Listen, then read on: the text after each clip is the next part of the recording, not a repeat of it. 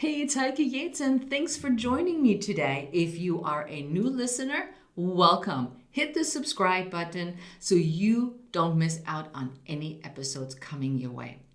Today's topic is something I get asked a lot about, and that's motivation. Have you tried for the umpteenth time to lose weight or start an exercise program only to find out that you just can't stick with it?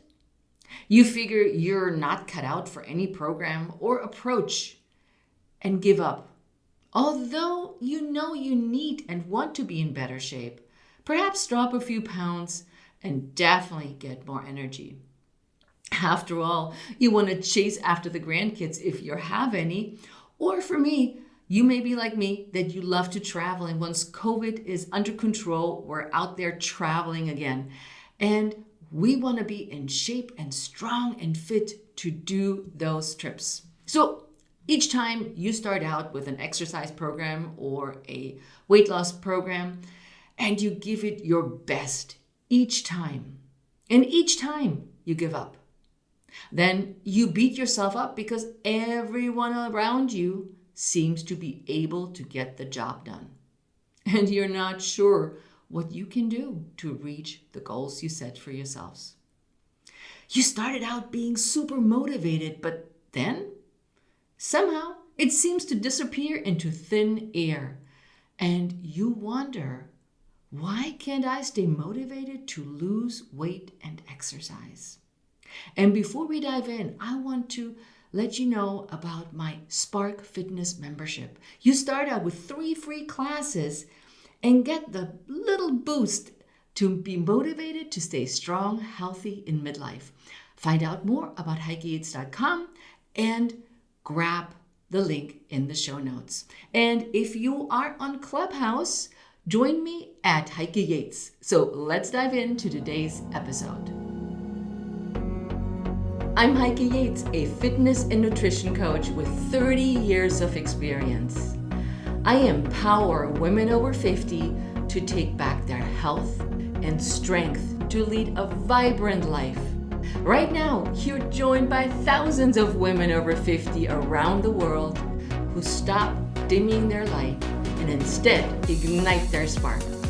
On this podcast, I do what I do best, taking complicated information about fitness, nutrition, and mindset strategies and breaking it down into baby steps that are simple, actionable, and sustainable so you can implement them into your life. I regularly interview some of the most inspiring women who share their honest stories on how they went from their worst to their best life so that you know you're not alone in your struggles. Join me as we redefine what aging looks and feels like by taking action and saying, yes, I can. This is the Pursue Your Spark podcast. Today's topic is something that I have been asked over and over in my 30 years as a fitness coach. And my clients always tell me, Heike, you're so motivated when it comes to eating healthy and exercise. You seem to exercise all the time. And so I have to stop them in their tracks and go, wait a minute. I'm just like you. I have my ups and downs. I'm not always motivated to bang out another workout or stick exactly to my healthy diet that I always eat. I want to have some ice cream at times, or I just want to, binge on a Netflix show, put my feet up and eat my favorite ice cream. But I know if I continue to stay motivated to keep my weight in check and to continue to exercise, for me, I just get way more energy and I feel happier after a run where I leave all the stress behind. I just feel really good. And I was breathing deeply and I just ran off all the junk and gunk that it's there that I don't want. And I also love the feeling of feeling strong and lean. And I know it's perhaps a cliche that a lot of people say, but I like to look cute in a dress. And look at my dress. me and myself in my dress and say, girl, you're doing a good job with your exercise program. Keep going. And so we're diving into the 4 motivation traps that hold us back to stay motivated. And the hands down number 1 trap is the willpower trap. We're telling ourselves, or we have been told, if I just had enough willpower, I would not eat that chocolate bar. I would exercise every day. And especially our brain tells us this over and over. And bottom line, guys, you're not your brain. And willpower is definitely not the answer when it comes to your motivation. So let's use junk food as an example today in our willpower trap. You say, if I had more willpower or enough willpower, I would not eat junk food. The problem starts already because when you look at your cupboards, your house or your fridge or wherever you store your food is filled with junk food. And you buy it because it's just a habit that you do. You grab the chocolate, the chips, whatever your cravings are, and you just put them in the shopping cart and they go home with you, and then you put them in their respective storage spaces. And then when you have a craving and you're like, oh yeah, chocolate bar, you open the cupboard and you're like, yeah, there is my favorite chocolate. And if you've been listening to me, you know I love Kinder Chocolate. And that's a Kinder chocolate that comes in little bars with dark chocolate on the outside and white chocolate on the inside. As a German, I was raised with Kinder Chocolate, and if I see it, I'm going to eat the whole darn bar. No stopping me now. So if you have junk food at home, there's no way you're going to say, chocolate will stay in there. I'm not going to eat you. So what I want you to do is do what I love to call the tour de pantry or the tour de cupboard.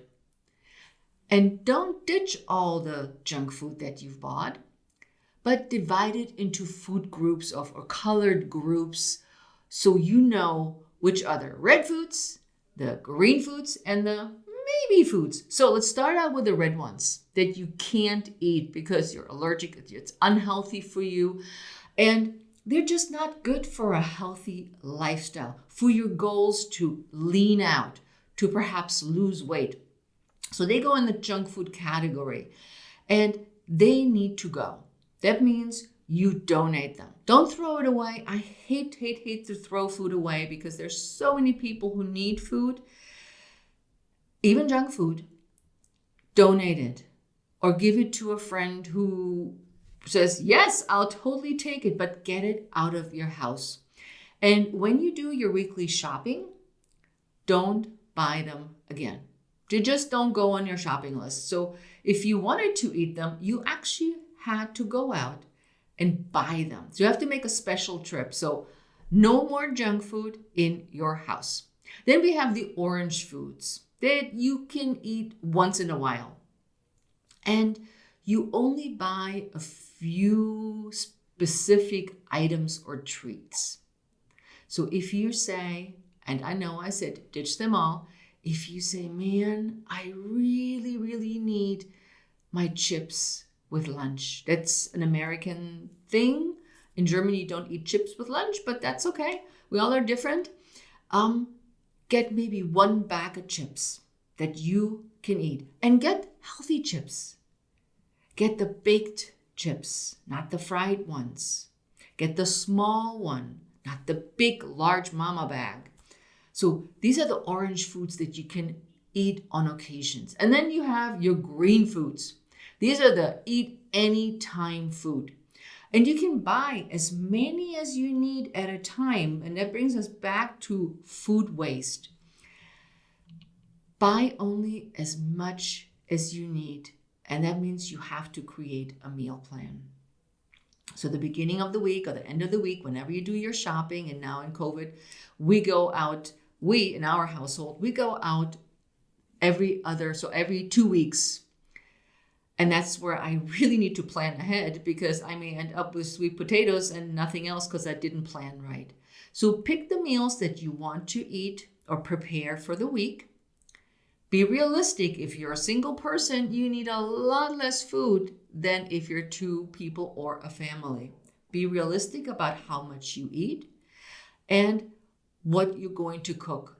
And then create a shopping list. And with that shopping list, you go and get your green foods.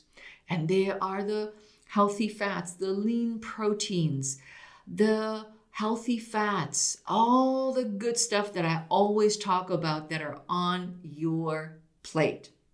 And these foods are anytime foods. So if you might have a craving for something salty, let's say, you could potentially eat pickles. Yeah, I love pickles, or olives if you have a hankering for something salty. So plan ahead, because all the willpower in the world is not going to stop you to eat the junk food that is in your fridge or wherever it is, if you really want it for whatever reason you crave it at that moment. Number 2 is the right program trap. So let's switch gear to exercise, because my examples you can apply to either or. But since we talked about nutrition already, let's talk about exercise. Here is the right program trap. You say, if I just had the right program, it's not the program, it's the choice you make in the programs you choose or the type of exercises you choose. So you start out and you pick a program, a exercise program. Oh, let's use running because, I'm a runner. You start out running and it hurt. It was painful. If you've never run before, you hated it. You didn't enjoy it. And it was all around not something that you would probably do again. Well, then push it aside and try something different. Pick something that you enjoy. When you're starting out and you've been sedentary or you haven't done much and you've been home with COVID and you're like, okay, it's time to fight that COVID belly gain.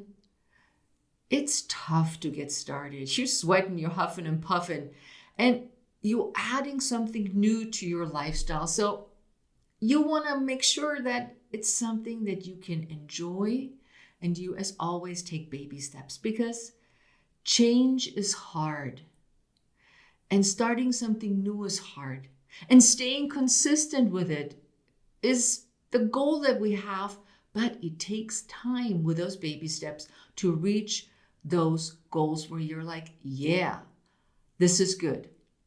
And it takes too long to see results is oftentimes what I hear. I did it for a week, Heike, and I still don't like running.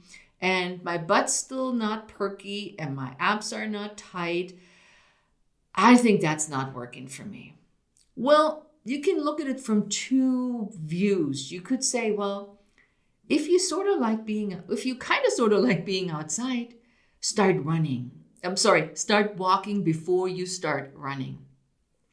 So that you get yourself used to being outside, enjoying the outdoors, and then you get a little bit fitter each time.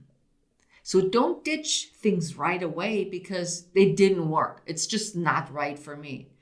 Find a way of paring it down or bringing it down to its smallest denominator, like walking. You go for a walk instead of a run. And then after maybe a week, you maybe shuffle. Or maybe you start running one block and then walk the next block. So there's so many ways how you can adapt and adjust to a new program, but you gotta give it a good time, that you're not throwing the towel just after a week. Now, if it's an exercise that your friend likes and you don't, well, okay, pick something different. But Google and say, hey, maybe I want to do a Zumba class. Doesn't matter. It doesn't matter to me what it is. It matters to me what you get out of it. So stick with it. See what you can change about it and notice the changes that you see when you stick consistently to a program and not keep switching the program because, once again, it didn't work. Because, programs are not magic. Some programs work for one person, doesn't work for another. Some eating new strategies work for one person, but don't work for the other. We're so different in our lifestyles and our preferences that there's no magic bullet of, yeah, this is going to work 100%. You got to give it a fair shot. And when you think in the same realm of this, and if you say, okay, if I had more willpower, so that goes the willpower thing again, I would exercise every day. So you have no idea what to do and you feel overwhelmed by how much you should do. And let's use our exercise program again, because that's something I hear a lot. And I wanted to bring the willpower idea back into this. So again, take inventory of the exercise programs you might like. Pick one. Pilates, yoga, I don't care. Pick one, just get started. If you had something that you saw that just interested you, go pick it.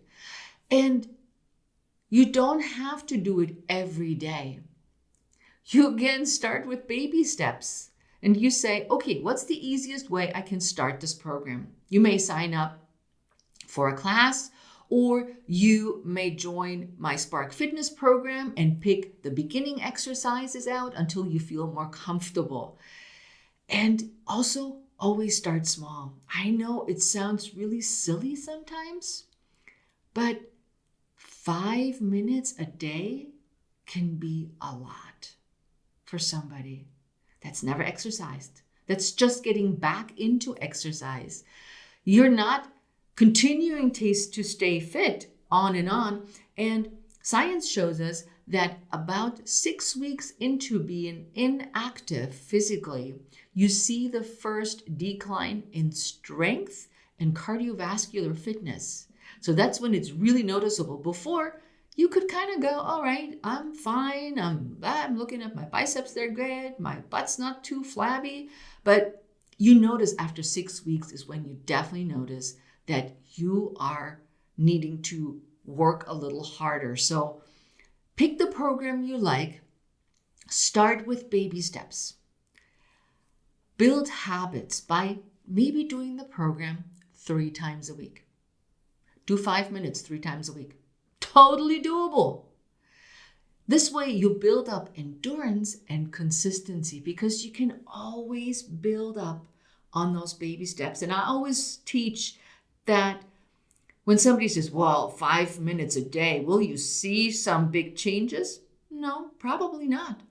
But if you're doing 50 minutes every day, you feel overwhelmed, you feel beaten to the pulp, you're hating it, and you're just not enjoying it, you're not going to stick with it. And you're not going to see results. And you're not going to stay consistent to create a sustainable exercise or nutrition program going forward as we're aging.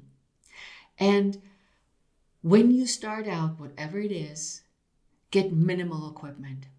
Don't fall into the buy a lot of stuff trap to do exercises. Let's use exercise. Stay minimal.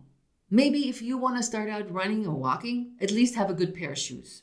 If you want to start Pilates, have a good Pilates mat. Or if you don't want to invest into a Pilates mat, I always say get a big towel and put it on a carpet. It will not be as stable, but it definitely will work for you to get started. So, but be prepared. Yeah, go into it and say, all right, what is the best outcome for me to be successful? And also get a good support team. Talk to the people around you and tell them what your plan is. And maybe they join you. And that brings me to number 3 and 4. Number 3 is the comparison trap. Oh my goodness, how often have I heard that? If I was just more like my friend. You're not your friend. Your body is very different from that of your friends. Your body has very different needs. You're different height. You have a different metabolism. You have a different body shape. You have different preferences. You have a different lifestyle. So you are not your friend. Stop comparing yourself to others. Your friends, the people on Instagram, the influencer that you follow who looks so amazing, and she started out somewhere too. She didn't start out looking like this. So when you look back at that journey, she had her ups and downs just like we have. And the other one I see or hear is I started this exercise program because my friend's doing it, because I thought it would be really great if we go together, but the program is not for me. And you don't want to leave because you don't want to let your friend down. But on the other hand, you got to look out for yourself. Be a little selfish. Say, okay, what do I need? When do I need it? What can I do with what I have right now? And we're going back to find what motivates you. If you love to cook, or you at least find cooking interesting. And like from my experience, I cooked for my children for years. Well, yeah, since they're little, started eating till they left my house when they're in their 18 and they go to college and all that. And I cooked big family style dinners. And then when they left, it was just me. And I literally didn't know what to cook. It's funny, right? You take care of somebody for so long and you make these big meals and then you're just you. So I did. And I think I've never shared that anywhere. I ended up eating grilled chicken and a big salad every day for lunch. For dinner. For lunch, I had my turkey sandwich. And then for dinner, I had a big salad with grilled chicken every friggin' day. I just couldn't think of anything else to cook and to make. And I was like, I don't want to cook for my kids. Don't want to do that again. Then I met my husband. And you may have heard the story that he is the chef, or was the chef until COVID, or until he got a new job and then COVID took over. But he took over and he cooked all these elaborate meals. And I was like, wow, I was totally impressed because there were so many ingredients and all this stuff. So that I said, all right, you take over the kitchen. I sit on the other side of the aisle and I'll just drink my wine.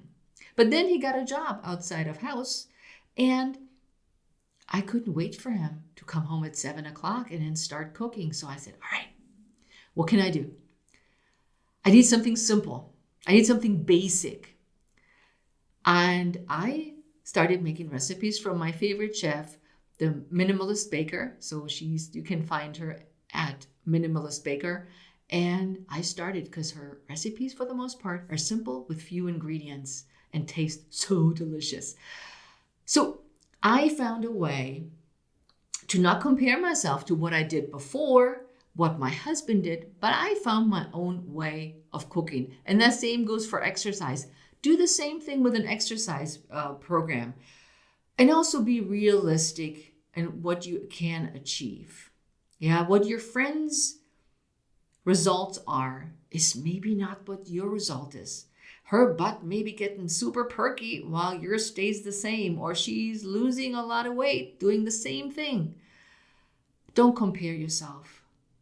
Look at yourself, who you are, be proud of who you are, and the little steps and the little success that you rake in one by one, and stick to what you like. But be adventurous. Check out something different and give it at least a try. And maybe you could solicit the support of a friend that you admire, that can help you, but you don't compare yourself. That is warming, supportive, and is there for you if you're getting stuck or just need a little bit of motivation in what you're doing right now. And number 4, the blame trap. My husband and family and friends keep sabotaging my efforts. Oh my God, OMG. I don't know how many times I have heard the women I'm working with or have worked with tell me that. It almost seems that our loved ones don't want us to move on. They don't want us to change. That's for sure. People like us to be the way we are, without any change, without any difference. They like the day-to-day sameness because it is safe. But we need to break out of this mold and say, I do what's good for me. Yes, I'm going to be selfish. And I need to get these people on board. So whoever these people are that are sabotaging your efforts, talk to the people. Tell them about your goals and ask them to support you. Ask them or tell them how important this goal is for you. And perhaps they will join in with you, but talk to them so they know if you feel comfortable. It could be that you're not comfortable and you'd rather want to be quiet about it and just go silently about it. But think about that we do better usually when we have the support of somebody. And if you can't get the support from your family and your friends, find different friends. I don't say find a different family. Family issues or families are different, but at least you can get help from your family that is maybe not quite as gung-ho about supporting you to compromise on certain things. Like when you get to the grocery store and usually you get the ginormous, I don't know how many gallons that is. I still don't know what gallons is, but the biggest tub of ice cream, full fat with all the whistles and bells. You say, hey, listen, let's get maybe 2 or 3 of the smaller versions of that ice cream. Or maybe say, hey, you know what? Let's not buy this item on our list. Like this would be one of the red foods or orange foods if it's occasionally. Yeah, we talked about that earlier. Help them, ask them to help you out with ideas of how they feel they can support you by also keeping tempted food out of sight. How hard is it when you're sitting with somebody at lunch, just to use the lunch example with the chips at lunch, and somebody sits there with a big bag of chips and you are like craving those chips and you sit there and you go, nope, I'm not going to eat those chips. I'm not going to eat those chips. But then you just give in because we know willpower is not the answer. So keep tempting foods out of sight. So when you have lunch with somebody, say, you know what? Can you please not eat the foods in front of me? I just can't stop myself because I know I crave those foods. You could also, when it comes to exercise, ask your family and friends to join you. And say, hey, come on, why don't we all do it together? We've been sitting around here in COVID, gaining our COVID bellies, and we're semi-depressed and really feel stuck at home. So if we do something together, wouldn't that be awesome? We all go outside. We all are happier when we come back. And even if we don't talk the entire time, we just keep doing something together as a community. And if that doesn't work, maybe you want to join a walking group. Yep. You go on your Zoom, you find your friends that you're Zooming with, and you're like, all right, we're going to wear masks. We're going to keep the 6 feet distance. And I see this all the time in my neighborhood. And you go for a walk and you have somebody that helps you get out of that blame trap. But you know what? You're not powerless when it comes to staying motivated, despite the willpower trap, the not the right program trap, the comparison trap, and the blame trap. When it comes to staying motivated and losing weight, I have 5 ways that you can motivate yourself to lose weight and exercise. And number 1 is the biggest one of all of them. And that's called change talk. Now, what does that mean? Usually when we're talking about weight loss, getting in shape, there's always a negative feel about it because it's hard. It takes a while.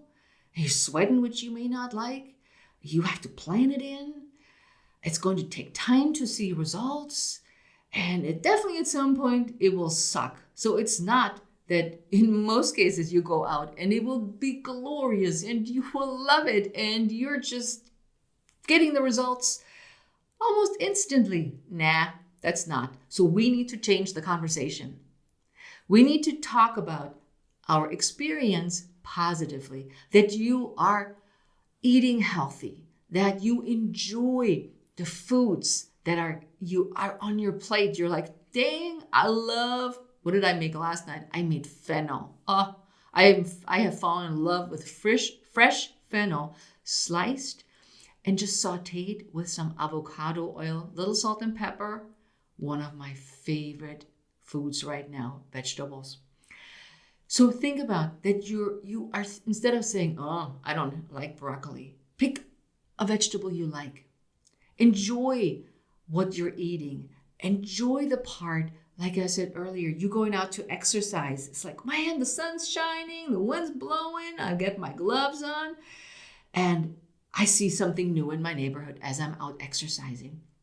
So maybe start out, list all the things that you feel negative about when it comes to nutrition and exercise, weight loss, and exercise, starting to exercise.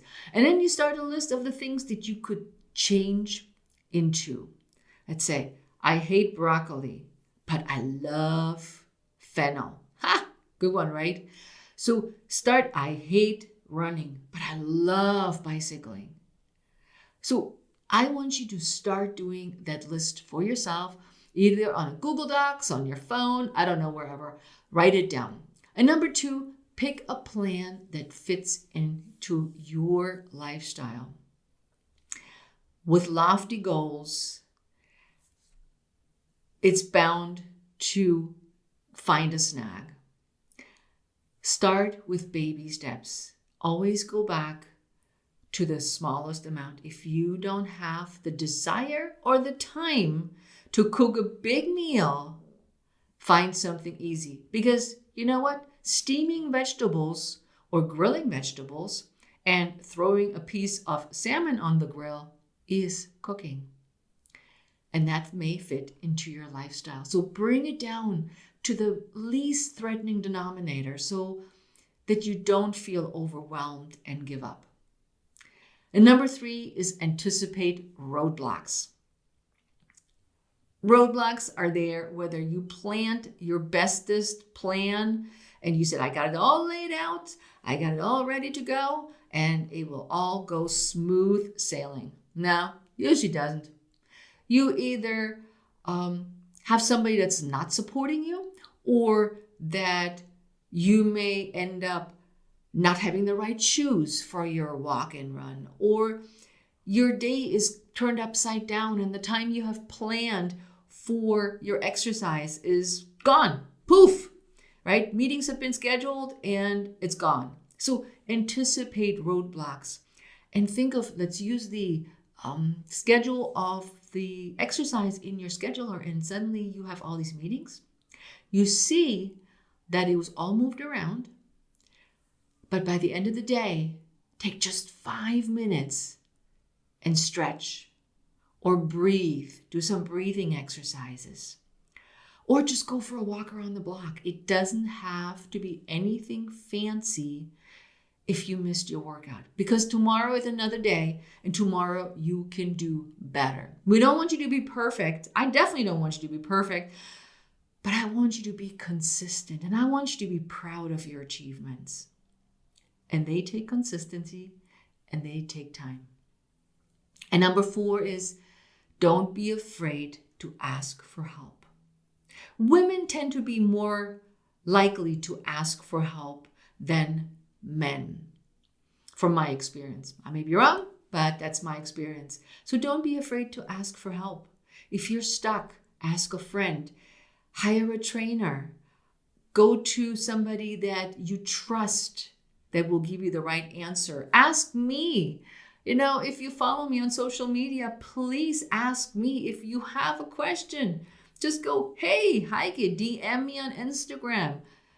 Tag me somewhere and say, Heike, you know what? I really want to know about this. What do you think of that?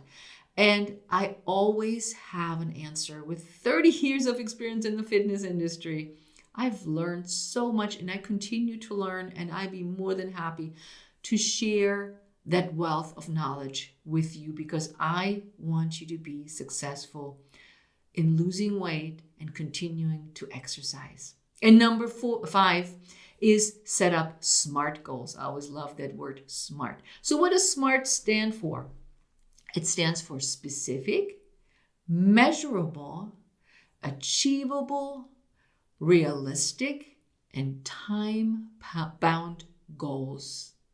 So a SMART example might be, I will run or bike for 30 minutes, 5 days a week. So you're specific of what you're going to do. You know how long it is, and you know that you can do 30 minutes. It's a realistic goal because you know you can do it. And you have 5 days of when you're going to do it. Or I will eat 3 servings of vegetables every day this week. Specific, it's measurable because you're eating 3 servings each day for the entire week. Or it could be also, I will have 1 scoop of ice cream on Sunday. That's your SMART goal.